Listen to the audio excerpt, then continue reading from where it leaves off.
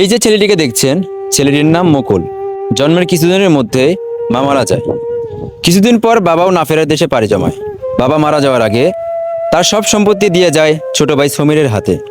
এই কথা বলে মুকুলকে যেন নিজের সন্তানের মতো দেখে রাখে। কিন্তু সমীর মিয়া সেই বিশ্বাসের সুযোগ নিয়ে সব সম্পত্তি নিজের নামে লিখে নেয় আর মুকুলকে বাড়ি থেকে বের করে দেয়। আজ মুকুলের থাকার ঘর দোকানের এক বারান্দায়, রাতের আশ্রয় এক পুরনো ব্রেঞ্চ, আর ভোরের আলো ফোটা মাত্রই শুরু হয় নতুন লড়াই। চাচা, ও চাচা, চাচা, তুই আবার আইছিস আমার বাড়িতে? তোরে না কইছি আমার বাড়িতে কোনোদিন আইবি না, তাও কোন সাহসে আইছস? চাচা গো, আমি 3 দিন ধরে কিছু খাই না, আমার একটু ভাত খাইতে দিবা? এ 3 দিন হলে কিছু খাই না, কয়টা খাইতে দিবা? এই বান্দরের বাচ্চা, তোর মতো প্রতিবন্ধীরে খাওয়ানোর জন্য কি আমি কামাই করি রে? আমার কি পয় পোলাবার নাই? চাচা, আমার বাপ এই সব সম্পত্তি তোমারে দিয়ে গেছে আর কইছে আমার একটু দেখে রাখার জন্য। আর আমারে তুমি একবেলা ভাতও খাইতে দাও না, আমার লগে এরকম দুর্ব্যবহার করো চাচা, এটা কিন্তু অন্যায়। ওই প্রতিবন্ধীর বাচ্চা, তোর মতো ল্যাংড়ার কাছ থেকে কি আমার ন্যায় অন্যায় শিখতে হইব রে? তোর বাপ মা বাইসে আসিল, খেদমত করছি, এখন মরে গেছে, এখন এই সয় সম্পত্তি সব আমার নামে। আমার বাপে একজন সরল সোজা মানুষ ছিল, এই সরলতার সুযোগ নিয়ে সব সম্পত্তি তোমার নামে করে নিছো আর আমারে বাড়িতে বের করে দিছো। এই পাপের ক্ষমা নাই চাচা, এই পাপের ক্ষমা নাই। তোর মুখ দেখি এখন বেশি চলতেছে। তুই কি এখন বাড়ি থেকে বাইর হয়ে যাবি, নাকি তোর হাত পা ভাঙ্গে বাড়ি থেকে বাইর করে দিমু? এটা আমার বাড়ি, আমি এই বাড়িতে কোথাও যাবো না। কি তোর এত বড় সাহস?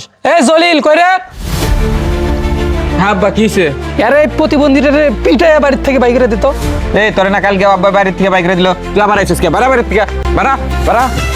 তোরে যদি আর কোন দিন এই বাড়ির আশেপাশে দেখি হাত পাও ভাঙ্গা বুড়ি গঙ্গা নদীত ফেলা দিমু, যা বাকেন থেকে।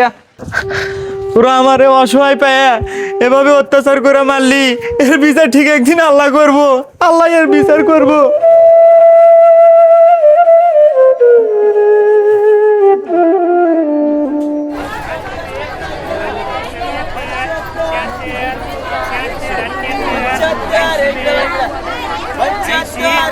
কিরে, আমার দোকানের সামনে এসে আমার কাস্টমারের খাওয়ার দিকে তাকায় আছিস কেন?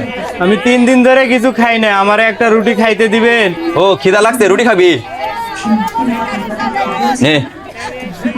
আল্লাহ গো, আল্লাহ, ও আল্লাহ গো, জয়লা গেল গো, আল্লাহ গো, আল্লাহ গো, আল্লাহ। এখন ঠিক করবার আজকে খাওন দেখলে ফিরে খাবার মন চায়। একদম উচিত শিক্ষা দিছেন, এরকম উচিত শিক্ষা দিলে আর কোনোদিন আহার সাহস পাইব না। তোরে যদি আমার দোকানের আশেপাশে আর কোনোদিন দেখি, আজকে তো ছেঁকা দিছি, ইয়ার পরে দেখলে হাত পা বাইন দে, তারপরে পিটামু। দেবাক আল্লাহ গো, আল্লাহ, আল্লাহ। দত্ত সব ল্যাংড়া লোলা দিয়ে এলাকাটা ভরে গেছে একবারে।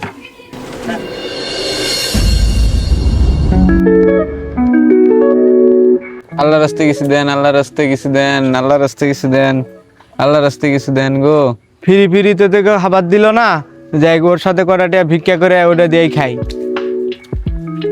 আল্লাহ রাস্তে কিছু দেন গো, আল্লাহ রাস্তে কিছু দেন, আল্লাহ রাস্তে কিছু দেন গো, আল্লাহ রাস্তে কিছু দেন।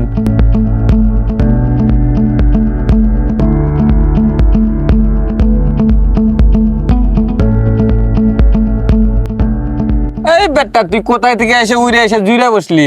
আমার ব্যবসায় তো লাল বাতি জ্বালা দিলি রে। আপনি তো ভালো মানুষ, আপনি ভিক্ষা করেন কে? আপনি তো চাইলে বিভিন্ন কাজ কাম করে খাইতে পারেন, আবার ব্যবসাও করে খাইতে পারেন। হাল্লার পাল্লা, এই জায়গায় এসে আমার ব্যবসার লাল বাতি জ্বালা দিছিস, আবার বড় বড় কথা কইতেছ। তোর আজকে মেরি খেলাম। ভাই ভাই, আমার আর মারেন না ভাই, আমি আর কোনোদিন এই এলাকায় আসবো না ভাই, আমার মাফ করে। যাবা কিন্তু কিয়া যাবা, এখন তো কম মারছি। নেক্সট টাইম যদি আমার এলাকায় আসিস, মাইরে একবার তক্তা বানালাম, মারতে পারবি না। শালা প্রতিবন্ধীর বাচ্চা, প্রতিবন্ধী। আজকে যে কার মধ্যে ভিক্ষা করবার আইছিলাম সকালকার সকালে, ব্যবসায় পুরা লাল বাতি জ্বলে গেছে গা।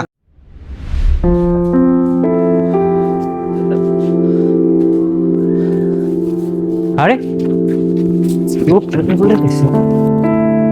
এই তো অজ্ঞান হয়ে গেছে।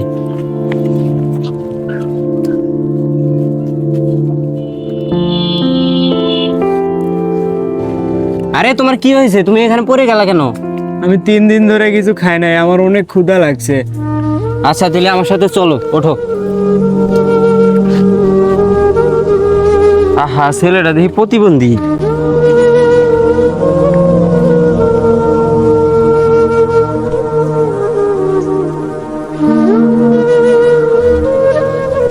আচ্ছা ভাই, আপনি এনে বসেন, আমি আপনার জন্য খাবার আনতেছি। আচ্ছা ভাই, এই যে দেন, এটা খান।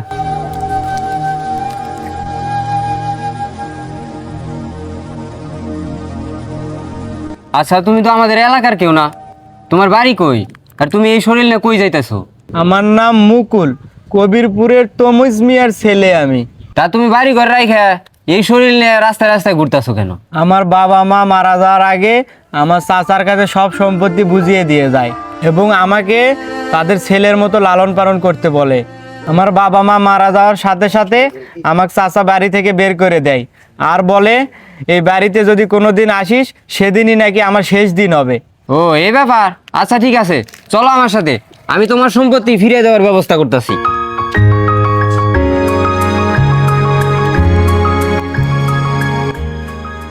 চেয়ারম্যান সাহেব বাড়িতে আছেন না? চেয়ারম্যান সাহেব, কে?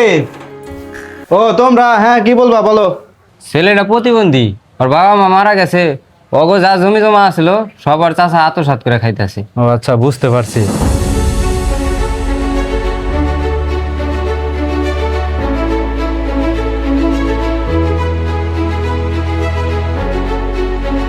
আচ্ছা ঠিক আছে, বুঝতে পারছি বিষয়টা। তোমরা আজকে যাও, কালকে আমি সালিশ নিয়ে আসতেছি তোমাদের এখানে। আচ্ছা চেয়ারম্যান সাহেব, ঠিক আছে, তাহলে আমরা যাই এখন। আচ্ছা ঠিক আছে, যাও।